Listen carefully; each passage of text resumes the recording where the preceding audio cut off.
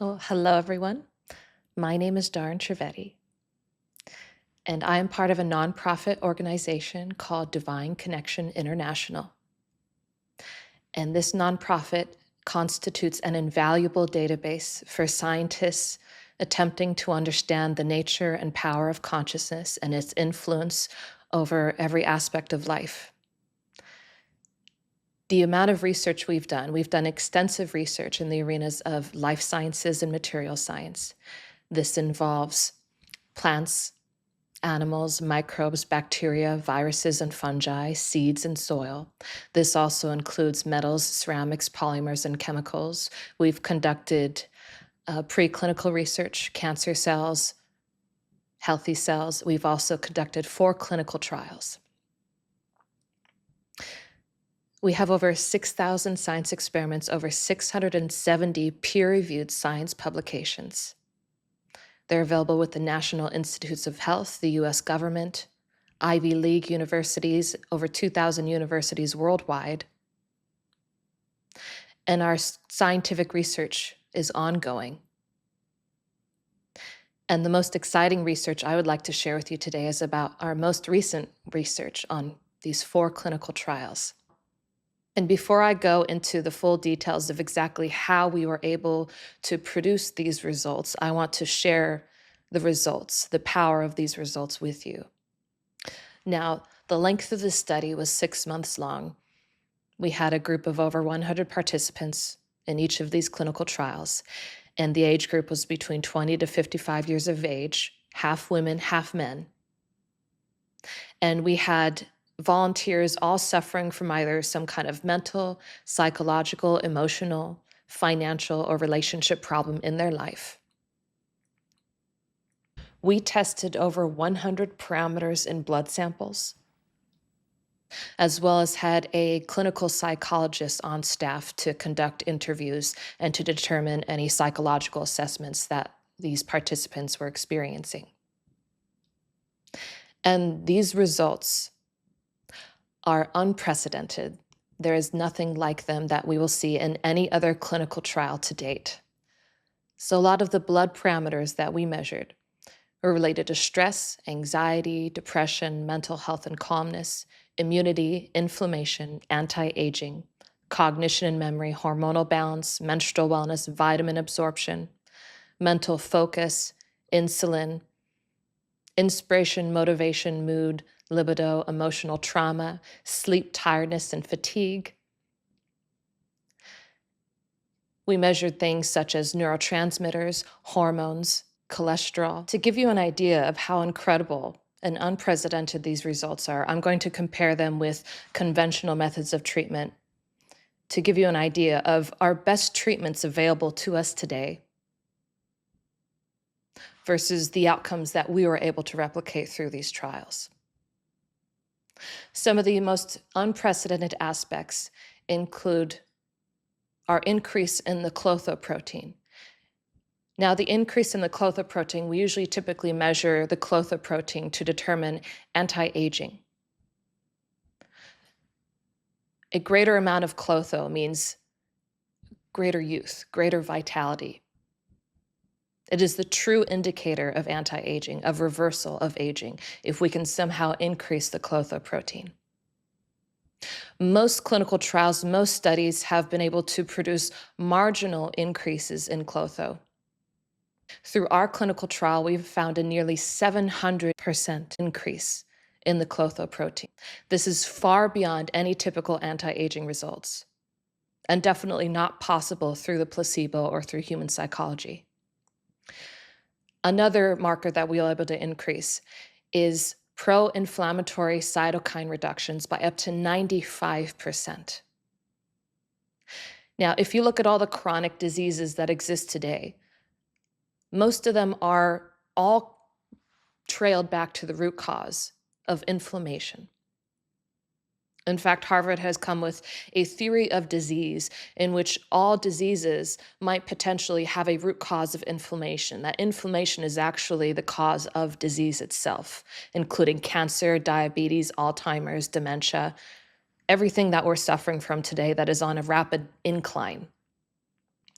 Now, Our reductions by up to 95% are significant because if you look at the most aggressive biologic therapies available today, that are usually to treat very aggressive forms of cancer, severe autoimmune disorders, or moments in which it's life or death for someone and it requires severe forms of intervention to save that person's life. These are aggressive biologic therapies, and they come with their own risks, their own dangers, because they can either dysregulate the immune system, suppress it, the immune system, or they can upregulate it. They can cause severe problems. Our reduction by 95%, first of all, is not replicable by these biologic therapies, which typically have an achievement by 30 to 70% in reduction.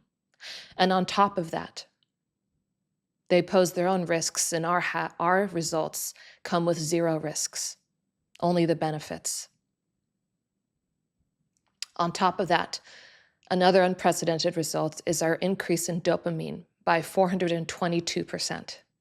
Now, this is unusual because even treatments that target severe mood disorders, where increases in neurotransmitters are usually between 20 to 50% commonly. Our increase in neurotransmitters are far higher than typical outcomes that you see in most trials. 422% versus 20 to 50%. Oxytocin, over 400% increase. And this is rare outside of directly administering oxytocin to a particular person. And we're talking 400% without direct oxytocin administration. We're talking over 200% increase in vitamin D, over 20% increase in vitamin B12, and over 80% increase in vitamin C. Now, these participants signed waivers, made promises not to change any part of their lifestyle. They're eating the same way they were before, avoiding taking any supplements at all. They're living the same lifestyle before the treatment versus after the treatment. And this is in comparison to even the placebo control and the control group that received no treatment whatsoever. So even with our best therapies available to modern medicine, to science,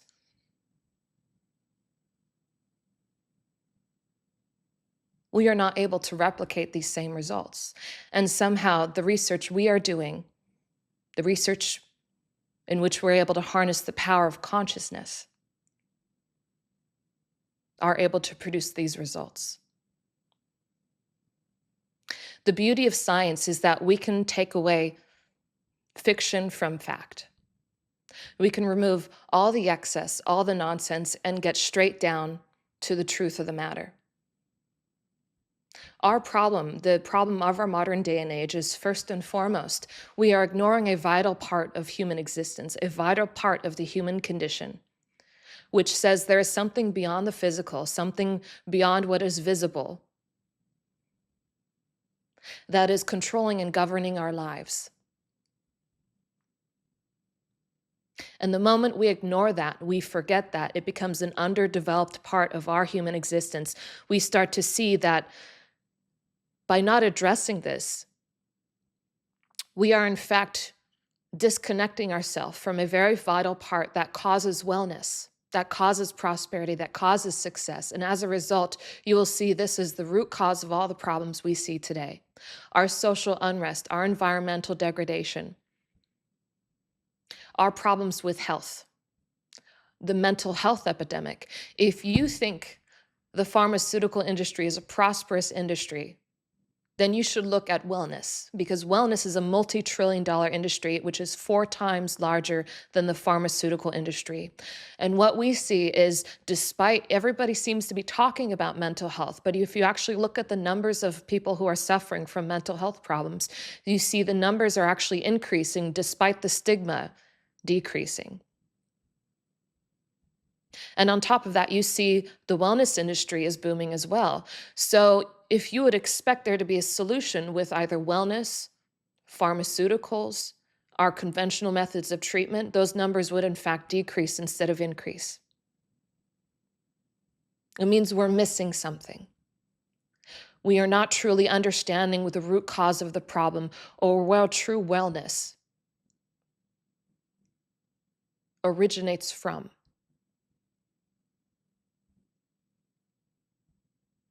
And a lot of people misunderstand the methods by which we can raise consciousness. Look at the numbers of the wellness industry. See how they're booming and the number of mental health disorders that we have today. All the chronic diseases and problems, they all stem from a lack of consciousness. That is the root cause.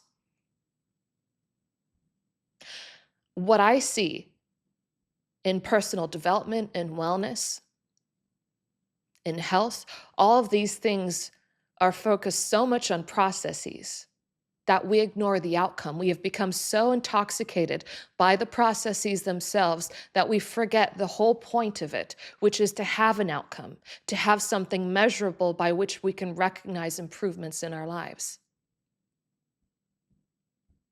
I think the idea of having a process, having something to follow, uplifts us enough. It gives us a moment of reprieve because we feel like we're doing something to change our lives.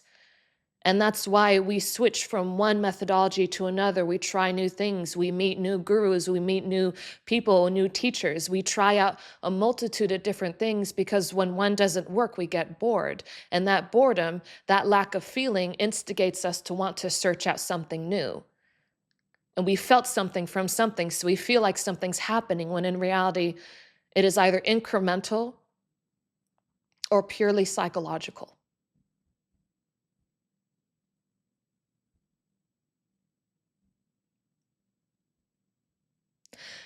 The problem with the wellness industry is because science and modern medicine have for so long ignored this vital part of human existence, which all of us feel. You are probably here on this call because you feel something. You are connected to something that is beyond the physical and you know it's real. You've had experiences with it. You feel it in your heart. You have these emotions that you feel have not been properly addressed or understood by maybe your healthcare provider, maybe a psychologist, maybe even just your family and your friends. You feel alone. You feel like there's something out there that you are connecting to, but you somehow do not have full access to. But you've seen miracles, you've seen things happen, you know it's possible.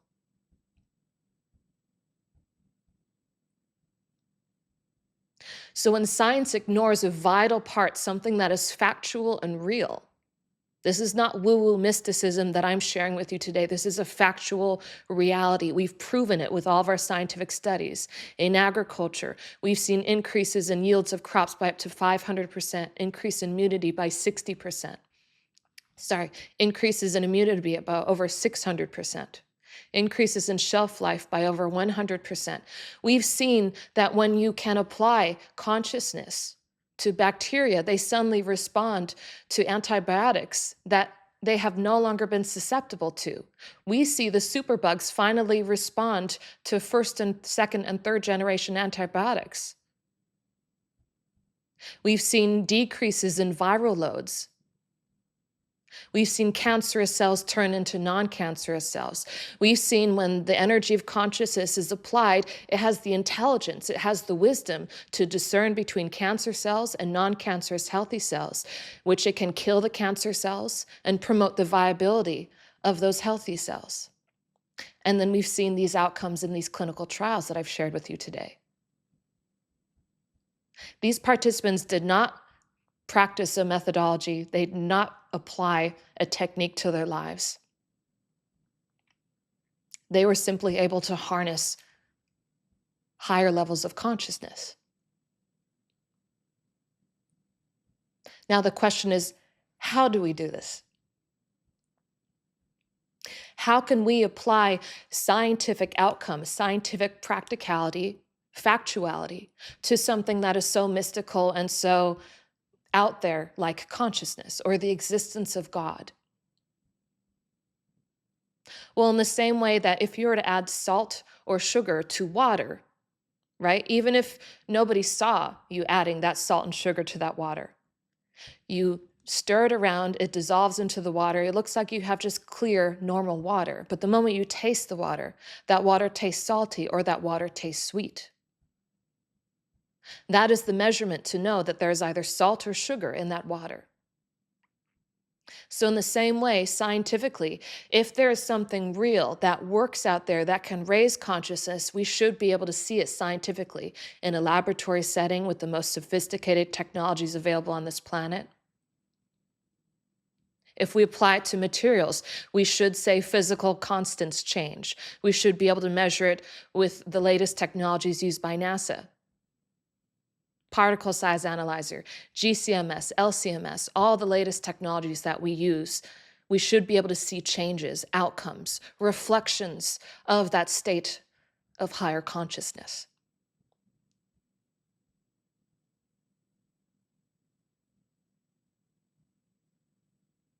If you were to take all the people who are successful, happy, and prosperous, there is something that they have connected to, something out there that they are able to touch upon, a way that they lead their lives, a way that they conduct themselves in the world, a particular muscle in terms of consciousness that they have learned to flex, that gives them this personal power that's able to allow them to get what they want in their life.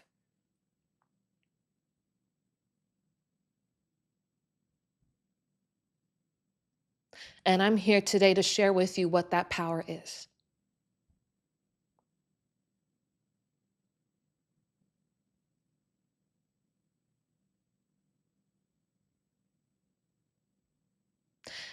And I'm telling you, no matter what methodologies, no matter what practices or techniques, no matter what spiritual figureheads or people who are out there is only one power in this world, and that power is God.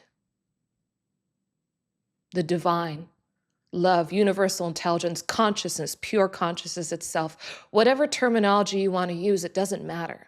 It doesn't change what that thing is.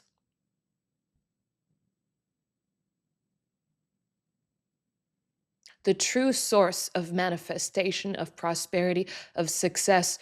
We like to connect with God and limit it to a subjective experience. And that is why science has been unable to truly integrate and unite with spirituality and religion, because it has been for so long limited to faith and subjectivity. And faith and subjectivity, as wonderful and real as they are not measurable by science. Science likes something with weight, with mass, with viscosity.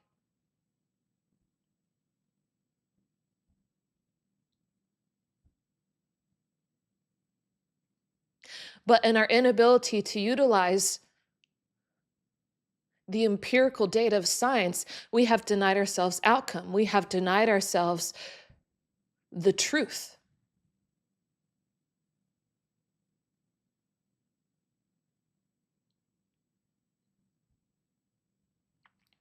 Now, how do we produce an outcome? How do we harness this power of consciousness to create a life that we love? How do we use God? That sounds almost derogatory. How do we use God?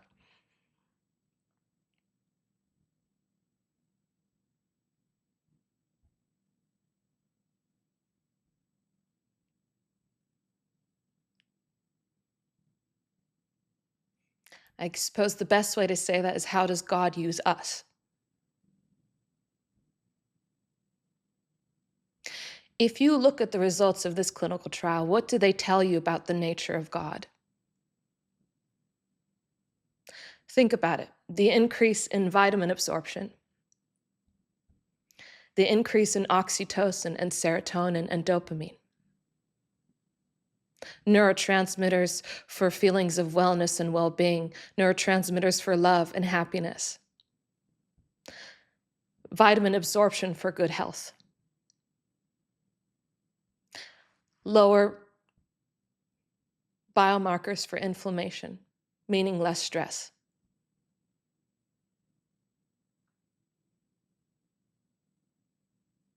Our participants experienced nearly triple their income in some cases. Prosperity.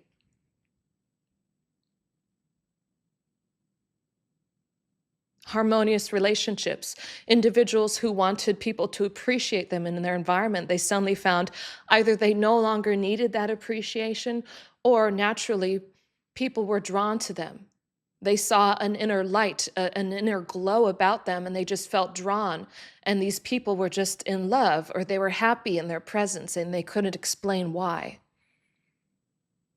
People who needed to have a divorce, who needed a separation, the divorce ended with peace and harmony on both sides. It ended easily and gracefully and quickly. Now, in a country like India, that is a very rare thing to have.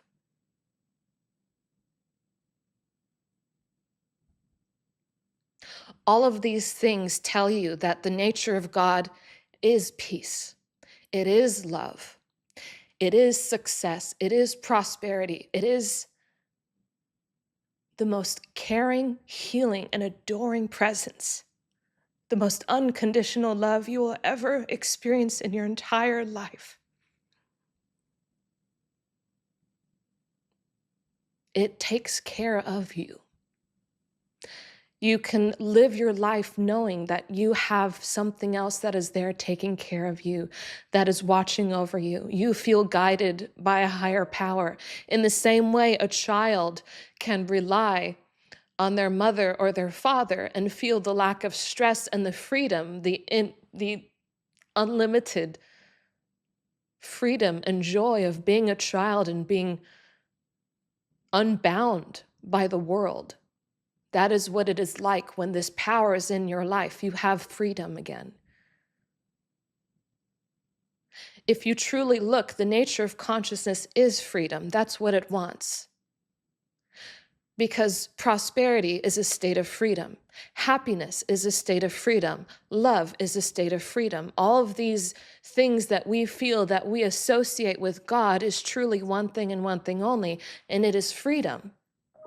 That is why the greatest gurus out there, the saints and sages, they all tell you something about God, and that is, God is freedom, enlightenment.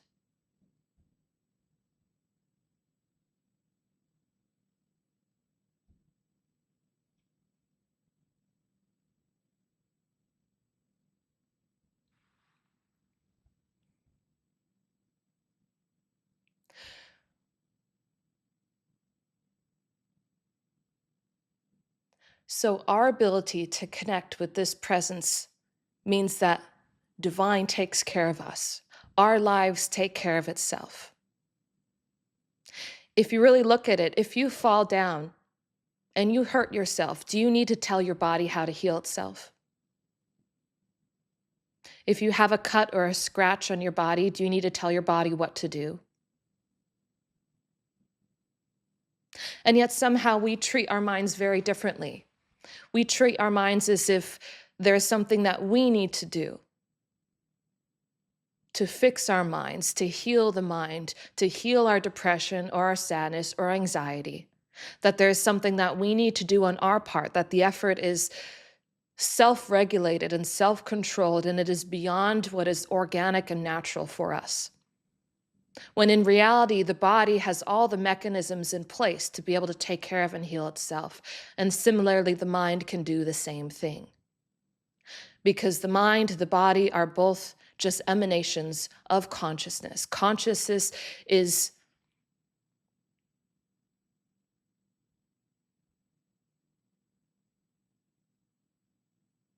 in its essence the one thing that holds everything together, everything from atoms and molecules to human emotions and relationships. Consciousness is the doer, consciousness is the achiever. Now, unfortunately, because of our denial of this vital aspect of our lives, we no longer have a normalcy, a sense of normalcy by which all of us can openly talk about it and acknowledge it. We're born on this planet undeveloped, right? When a baby is born, a newborn, its brain has not fully formed yet. Its skull is still soft. In that state, it is in a state of absorption until puberty.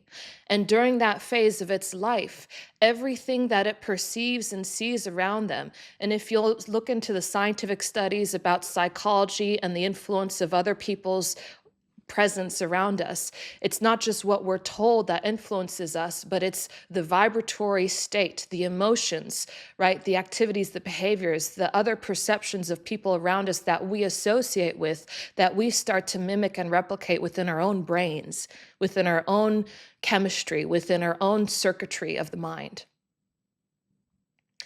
So if you look at the state of society, of our government, of what the paradigm that we're living in is, first of all, we don't believe in God as a whole, as a collective.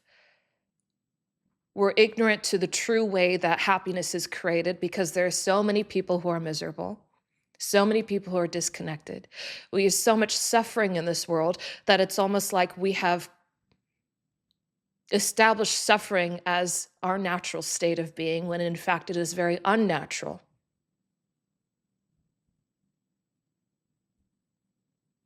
We are handed down values, beliefs, and perceptions from other people, from third parties, and we're never taught to truly feel or connect to life itself, of our own doing, of our own accord. That is never taught to us. We are taught what to believe. We are never taught how to form a belief, how to form a perception, how to connect to life itself, how to learn how to perceive and think and feel. We are taught what to think and perceive and feel. And so if we understand that this consciousness is the root cause, it is everything from God, the universe, to our individual experiences of life, then the root of our being is consciousness. It is something called the soul, the Spirit of God. That is our divine presence. That is what we need to connect with and rely on to make things happen in our lives. Now, since we have not been taught how to feel and connect with this, right? A lot of children naturally, inherently have this connection, but because it's not popularly addressed and because there's so much we have to sift through, even psychically on this planet, we have to deal with so many emotions and so many unhappy people that even the most sensitive souls that feel this presence, that are attuned to it, become hyper attuned to the misery and suffering of this planet, that they no longer feel connected to their own heart. And in this constant state of absorption, we create what you can refer to as like a coating, a layer over this light, this consciousness, this diamond, whatever you want to use, whatever terminology makes it easier for you to understand. We create a coating and ice around this divine presence within us that prevents us from truly connecting to it. So even when we practice all of the methodologies available, even when we meditate deeply, even when we try everything, yoga, acupuncture, therapy, all of these things, we try to do so much in our life. We're putting in 110% of our efforts to do better, to do more. We still somehow are not able to manifest the life that we want. It's like we're just barely there. We are a breath of a hair away from getting what we want in life, and we somehow just can't get it. It's because from that layer, from our past experiences of life, we are not truly connecting. Because it is from that connection itself that all of the practices, all of the methodologies, everything that we utilize actually has an outcome. We can reap the benefits of those things. Think of it, the participants in the study, it didn't matter that they ate more nutritious food or that they added supplements to their diet. They ate the same food they were eating before, but naturally, because of their heightened state of consciousness, because we were able to raise their consciousness, now their ability to absorb the vitamins and the minerals increased.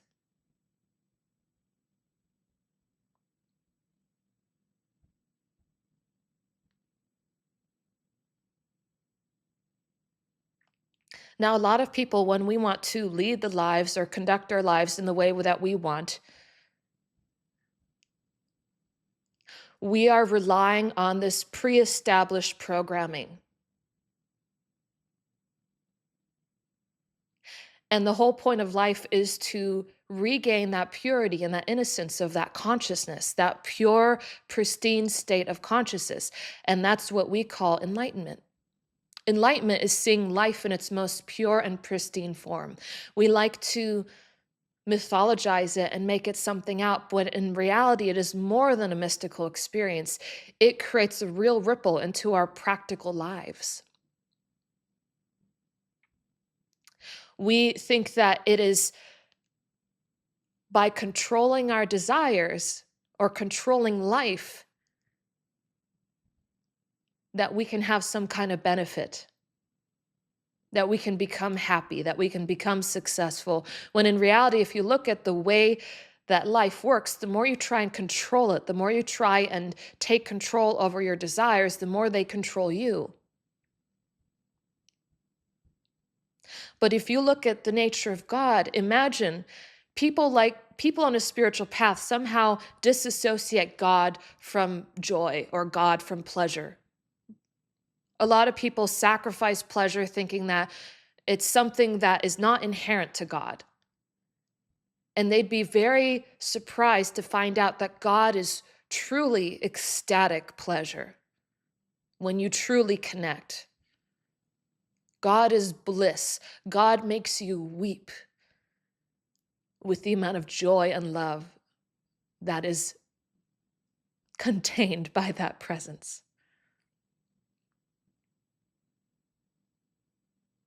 Most people lead their lives trying to connect with happiness. Happiness is the goal of everybody. If there's something that you wanted in your life, if there's a goal, a desire that you have, whether it be a new car, a great job, whether it be living in a beautiful home or having a particular person in your life, a relationship, a soulmate, would you want any of those things if it didn't inherently have some kind of joy or happiness to it? Would you want a relationship if you weren't happy? Would you want the house if you weren't happy with the house? Would you want a car if you weren't happy with the car? It's happiness that we are looking for. It's this pleasure. It's this state of joy that we want. But it's because of what we've been programmed to see, right? That perceptual field of awareness that we've had programmed within us from childhood and through our own experiences of life, we've tuned out the true source of that happiness. And so we look around trying to find happiness in these other things from the identity that we form, that we've lost sight of where happiness truly comes from.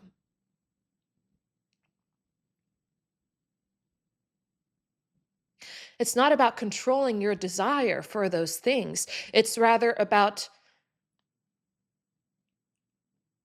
connecting with a higher pleasure, a higher love.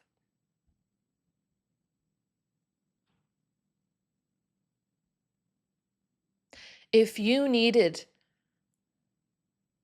light, right, and you had a candle, right, versus going outside in the middle of the day with the brightness of the sun, would you be relying on that candle anymore? Would you need that candle to see? Would you go outside and light a candle so you could see better? It's not necessary anymore. You don't even see the impact of the candle because the sun is so bright. That is the existence of God in our lives. That when God is there, you don't even need anything outside of that. And on top of that, that presence, that divine nature, because God is the true power that there is. God is the source. God is what governs and controls everything in life. God is our very substance as well as our essence. Then this nature of consciousness, if we know anything about what all the religious texts and, if you're connected to God on a spiritual level, you can feel that too, that God is self-contained. God is self-sustaining. God doesn't need anything outside of itself to sustain itself. So the nature of consciousness, the nature of God is self-effulgent. It shines with its own light. So when God is there, when the presence of God is there, the outcome is there. The outcome in our lives is there. You should not be fooled by whatever you're doing. Look at the outcome. Is your life a mess? Is your life in chaos? What kind of thoughts are in your head? Do you have ADD, ADHD, mental restlessness?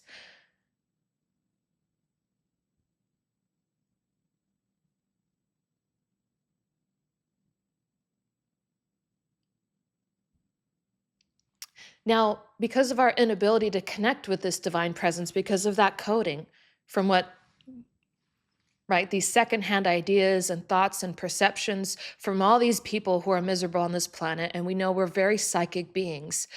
And science has also said that if you look at the receptors in our body, right, there are certain receptors in our cells that respond to vibration, they respond to energy. Right? In the same way that our receptors respond to nutrition, to vitamins, minerals, and hormones, there's one receptor for every kind, or multiple receptors, for every kind of vitamin, for any kind of hormone, for any neurotransmitter. There is a very specific receptor. Well, they found out there are receptors that also respond to vibration. If you look at people, if you look at energy, if you look at psychic energy, you see that if you're sitting in a room with someone who's miserable, you feel their misery. You feel uncomfortable being in the same room with them. Why? Because your cells, even within your own being, are responding to that energy. And in doing so, we've also seen that when two people are working together, there are a bunch of studies about this where, right, there's something called these neural pathways within our minds, within our brains. And when we found two people who are working together on similar projects, right, just by being in proximity with each other, without even talking or communicating with each other, just by association, they start to mimic similar neural pathways. Meaning they start to think the same thoughts, they start to have the same beliefs as the people that they are around. Well, imagine being a very psychic being, being a young child in a state of complete absorption. You haven't gotten to the point where you can even decide for yourself. The executive functioning of the brain doesn't even fully develop until I believe you're 28 years of age.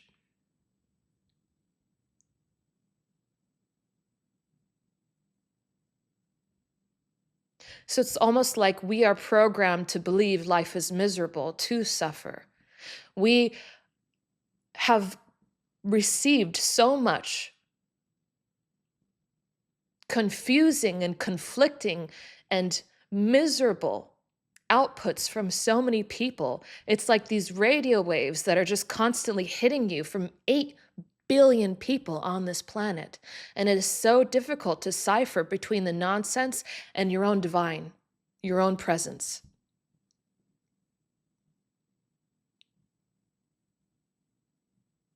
In Buddhism, it's actually said that 99% of the thoughts you think are not your own thoughts. Only 1% of them are your own.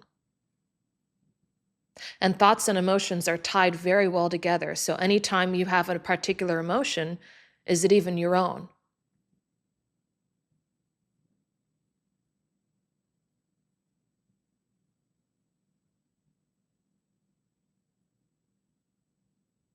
And since people don't know that this is what's happening to them,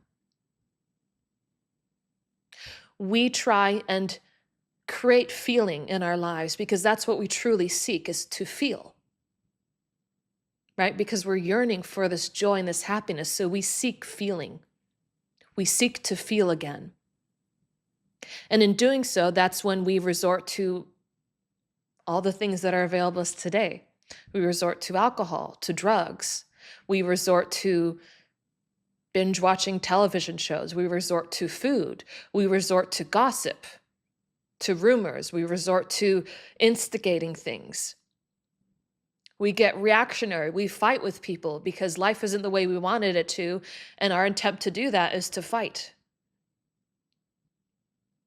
Because if we feel like it does something, it creates something, something's happening.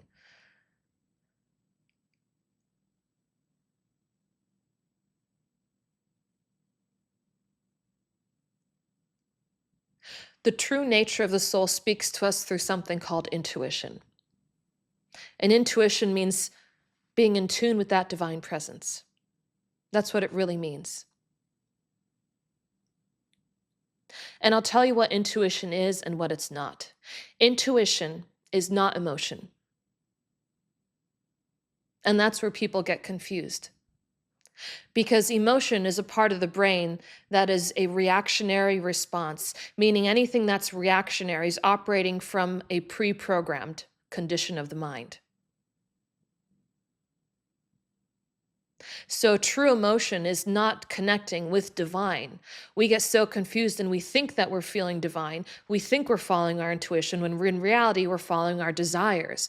We're following what we want. We're following what we think we need in our lives instead of what divine is telling us that we need. And the moment our will is aligned with our delusions or our confusion or false thinking, that's when we lose energy.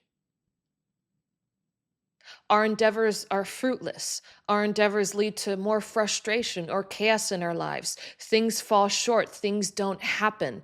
There's a block. There's always something that gets in the way. We crash and we burn. Because the nature of the will comes from that divine presence. Will is the power of consciousness.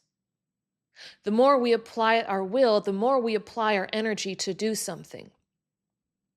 But psychology says we have a very limited amount of willpower. If you look at somebody who's, following a very restrictive diet, for example, right? They're following it perfectly for like a month, and then suddenly at the end of the month, they see a chocolate cake, they take one bite, they can't control themselves, they eat the whole cake in 5 minutes. And then they suddenly think, well, it's too late now, I may as well keep going for at least today. I'll start again tomorrow. And then they go out of control, maybe even for months at a time. Their will gets depleted.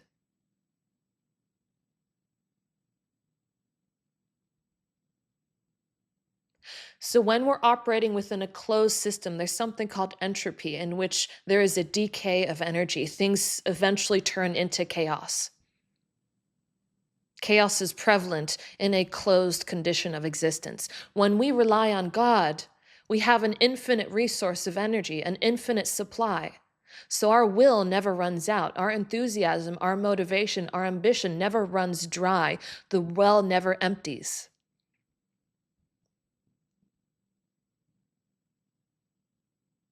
The problem is we can't determine what is the will of God versus our own will. When our wills are aligned with the will of God, we find that everything in our life results in success.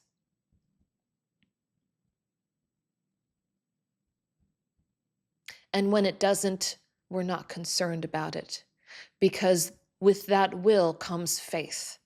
Faith that we trust in the process of life, that if it's not happening now, it doesn't mean it will never happen. It means now is not the right time.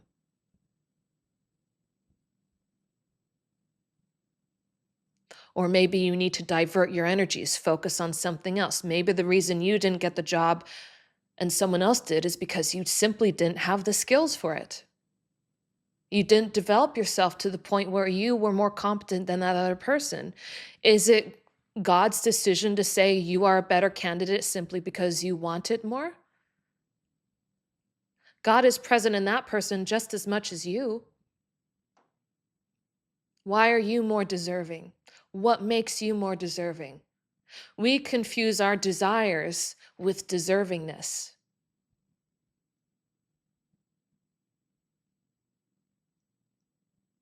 What makes us deserving? And I don't want you to get confused and think deservingness as if a quality of, am I worthy? It's not coming from a place of ego. It's coming from a place of non-judgment, practical thinking, which spiritual progress and higher consciousness is not devoid of practicality. In fact, I feel those who are more spiritual have more common sense, are far more practical and far more even-minded than those who are not.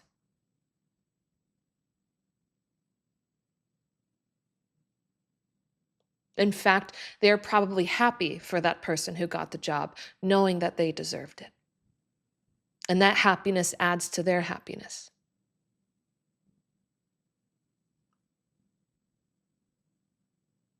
And it inspires them to do better.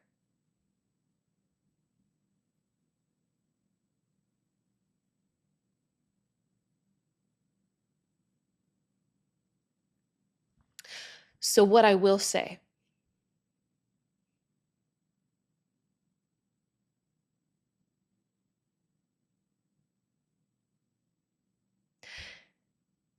is there is a very vital part of life that we misunderstand or we don't truly see because we are so disconnected. And that is something called Dharma, the supreme reality. And all I'll really put into that in terms of terminology for the sake of this class is to say the Dharma are the divine principles and fundamentals. We exist because of the Dharma, and there is a way that we conduct ourselves in our lives that either increases the amount of energy, that willpower that we have, or it decreases it. They are the choices we make. They are the emotions we engage with, that we linger on. They are the thoughts we think. They are the people we have around us. They are the activities that we have, the things we do, the risks that we take. If you truly look at the things that bring you energy into your life, there's always a time in which you have to apply the will to make it happen. But you'll find that when you apply the will and you do something that you know is inherently good for you, not just because you desire it or you want it, but because you know it's good, because that knowingness comes through your intuition. It's not the psyche, it's not coming from a place of desire. You simply know, you have this calmness and this knowingness. Yeah, of course, if I don't eat a bunch of sugar right now, it's better for my health. Yes, exercising might be a good option for me right now. You have to apply the will to get up and get on the treadmill and start exercising. But the moment you're on the treadmill, the moment you're exercising, there is a power that comes over you that suddenly makes it easier, that sustains you. I know everybody has felt that. There is a particular time in which you get into a zone. And in that zone, things become easy. There is something that supplies you from a higher place, from a higher power, with more energy to sustain you in that moment. And the longer you engage in the things that are good for you, you see something happen in your life. You see your vibration raises, your consciousness starts to raise slowly, slowly, and you start to feel better in your life. You just have more energy. You feel happier. You feel more at peace. You're clear in your head. A lot of people who exercise say just have more energy. They're expending more energy, and yet they have more energy.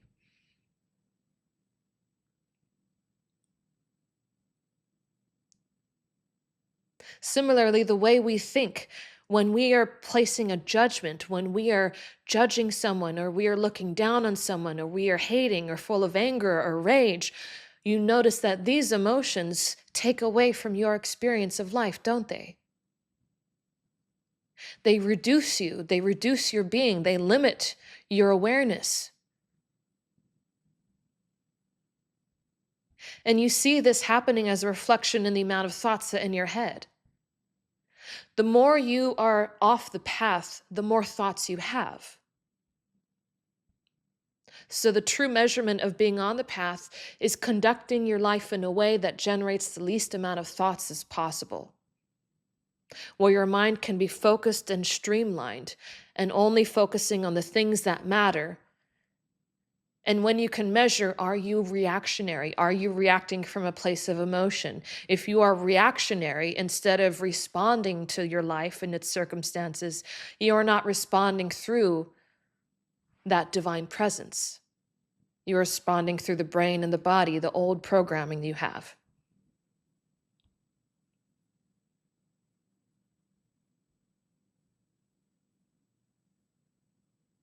Think about connecting to this divine presence. How do you connect to your mother and your father?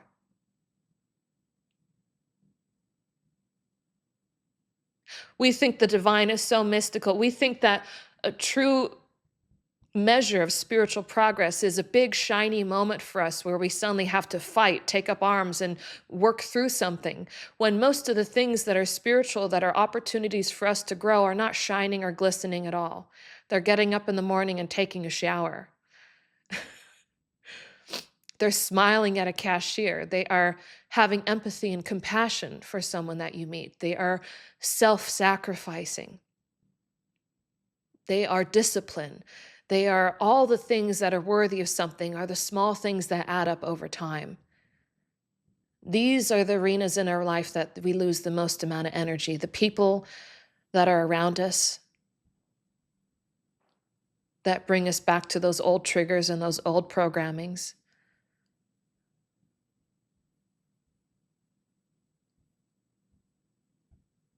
All of these things deplete us and reduce our consciousness. So now no longer are we happy and successful and prosperous and well, but we also can no longer see the path, because that is also inherent to lower states of consciousness. We can't see life clearly because that stillness in the mind, which comes through higher consciousness, it's consciousness that controls the mind and makes it quiet. It's not the mind that makes itself quiet. It's God, it's consciousness that does it for us when we connect to it. We try so hard to do things through our thoughts and through our minds. We've removed ourselves from God. It's almost insane. The one thing that has the power, and we rely so much on ourselves, where all of our power comes from, is God. And we've disconnected ourselves from that very source. I don't know about you, I think it's very funny. We should laugh at ourselves more. Irreverence, joy. Laughter, they've seen, actually removes attachment. The more you can laugh at your life, the less attached you are. The more you can focus on what matters. The divine, that stillness in the mind, that is our true reference point by which we can measure our lives, by which we can see things clearly from. It is from that stillness within the mind that we optimate on a clean slate, a clean point of reference where we can truly see life clearly for what it is, and not seeing from a place of judgment, which comes from the mind and the emotions, but seeing it from a place of just that pure awareness. That pure awareness does not have judgment. That pure awareness does not have jealousy or anger or frustration. All these come from a place of lack or disconnection, from a place of an individual experience that we have relied on for far too long.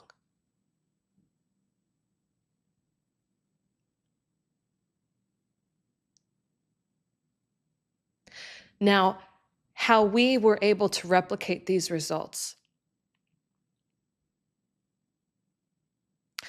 is the main thing I want to share with you today. Because I'm sure a lot of you have heard a lot of what I'm talking about, maybe in different contexts, spoken in different ways, and yet it still feels like hearing about it is not enough. Well, there are certain beings on this planet who, when their consciousness is high enough, there is no difference between that and the divine, them and that pure consciousness. When your consciousness, your awareness has suffused so perfectly with that pure, pristine awareness, that pure, unmodified, unadulterated consciousness, which is the divine, that is what we call enlightenment. And in that state of being, you become an embodiment of the divine.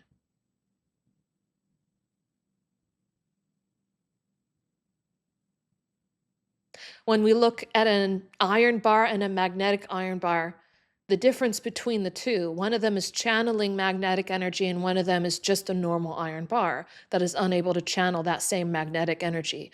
All the atoms are chaotically arranged in that atom bar, and in the magnetic in the magnetic iron bar, All of the atoms are disciplined. They are lined up perfectly. And it is not the discipline itself that is channeling the energy, but the space between those atoms.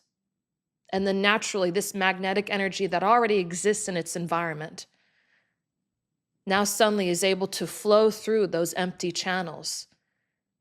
And that is how that bar becomes magnetic. Its whole purpose, its whole function, the practical outcome of its existence changes, and it's measurable. It's able to even make other iron bars magnetic through its mere presence.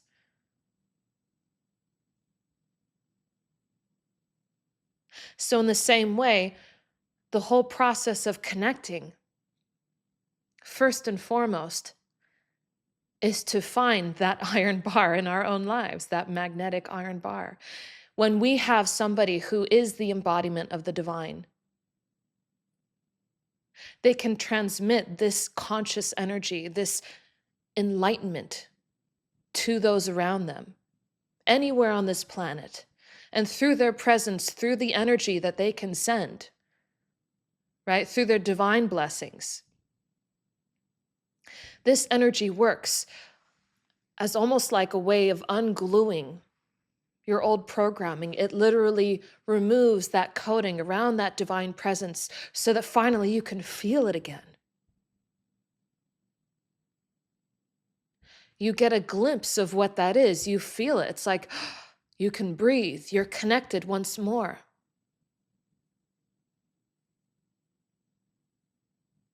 You've found something real in a life of something that's so full of confusion and chaos. We haven't connected to it, and finally you have somebody who is connected that you can connect to. Because it's hard to do it on our own when we don't have a reference for it in our lives. When we are so lost and confused ourselves, how is it easy for us to connect unless we can rely on somebody outside of ourselves?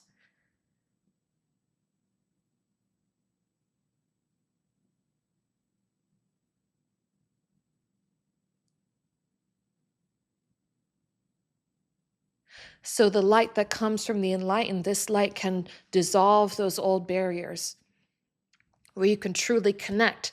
And then whatever you implement in your life, if it is in accordance with that divine will, with those divine principles and fundamentals, all of the things you do that align with that, the way you discipline and lead your life, when you conduct your life as perfectly as possible, you manifest more of this divine presence into your own existence. You continue to polish that diamond, to clear away those old barriers, those old coatings. Suddenly your awareness opens up to you. You see life in a new way, in a new light. You experience profound wellness. Miracles are there to show you the truth. Miracles are moments of grace where we transcend our own limited consciousness for a moment and we see what's really out there. Miracles are not foreign, blips in the matrix. Miracles are real. They are just what happens when we connect to what's real, if even for a moment. So when you experience a miracle, even being with the enlightened, you're connecting to what's real for a moment. And that moment of connection never leaves you. It stays with you forever. It changes you on such a fundamental level. We've seen things changes even at the cellular and DNA level, even at the atomic level. And that's what we do at Divine Connection International, this nonprofit organization, is we harness the power of enlightened consciousness to implement change in these non-living materials, in these living organisms, and in people's lives. And then whatever a person decides to do after that, in accordance with those divine principles. And when I speak divine principles, I'm talking about the things that give us more of that freedom in our lives. Consciousness's whole purpose is to flow through us, to organize, integrate, and evolve our beings, to a point in which it finally reaches this point of freedom. So our whole lives is about trying our best to follow these divine principles and fundamentals, which is compassion, love, selfless giving, sacrifice, being non-judgmental, suspending judgment for a moment, taking someone by the hand and listening instead of talking all the time. Right? All of these things that when we're connected to our divine presence, which the enlightened help us do that, we can finally feel the impact that certain choices and decisions and actions make on our own consciousness, on our own thoughts.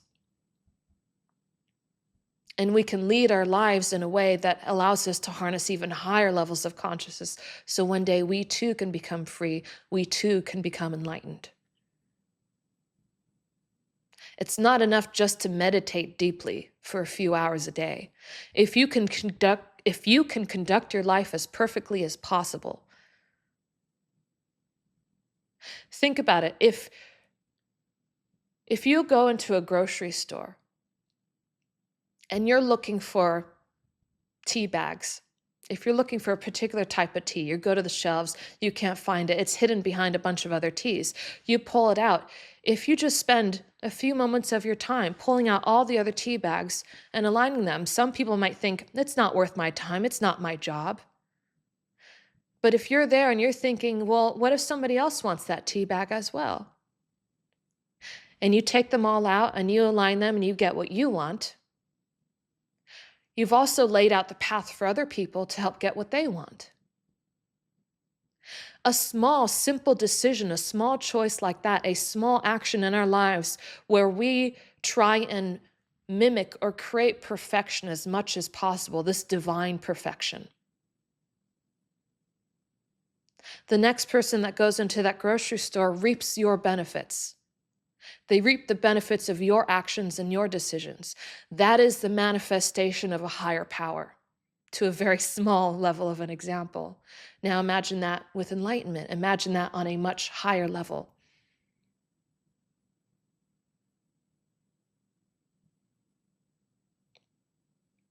The more we lead our lives with discipline to follow these principles, the more we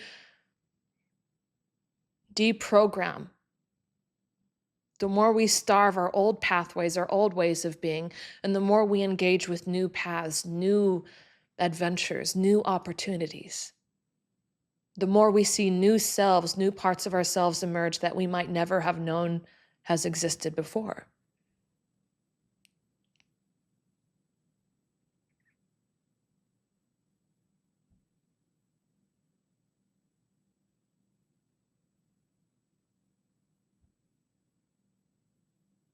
So if there's anything that I want to leave you with, it is, no matter what anybody says, what our science has proven. And if you look at the root of all religion and anybody who has become enlightened, they always came enlightened through someone else who was enlightened, through their association with the enlightened, through a direct connection with God themselves. Because that's what the enlightened do, is they connect you with that divine presence yourself, so that through your own connection, divine brings whatever you need into your life.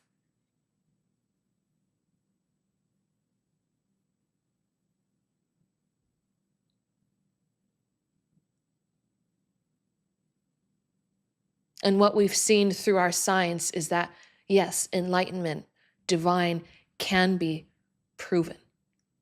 It does have an effect. It has a practical outcome that can be measured and identified. So you don't have to rely on belief or faith alone. It is real. Most people end up with false teachers because they become so intoxicated by their own desires of what they want that teacher to be for them, that they don't actually even see the teacher themselves. They are almost hypnotized by their own consciousness, the power of their own psychologies to persuade them of anything, that they don't end up with a teacher that actually creates something in their life, makes them do something, forces them out of their comfort zone and makes them take risks, makes them do something different, forces them to become a different person, to be better and do better. They are told what they want to hear or hear what they want to hear, and they become very comfortable, and that is the worst place for spiritual growth and progress, is to become complacent.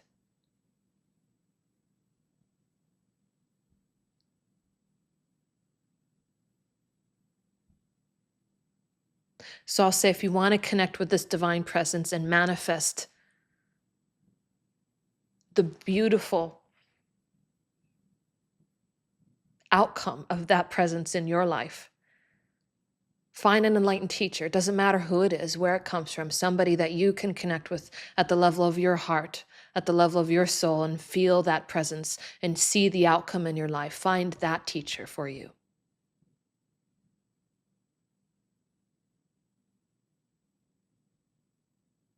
Learn how to see, how to perceive on your own through that connection with that teacher.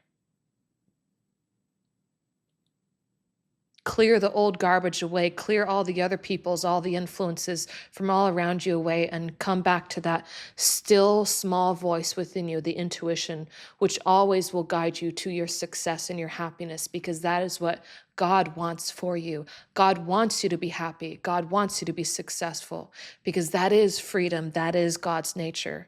And God seeks God. So, if there's anything that our research at Divine Connection has shown me that I want to share with you, and from my own experience, it's that you are so incredibly loved. You are taken care of more than you realize, and you are not alone.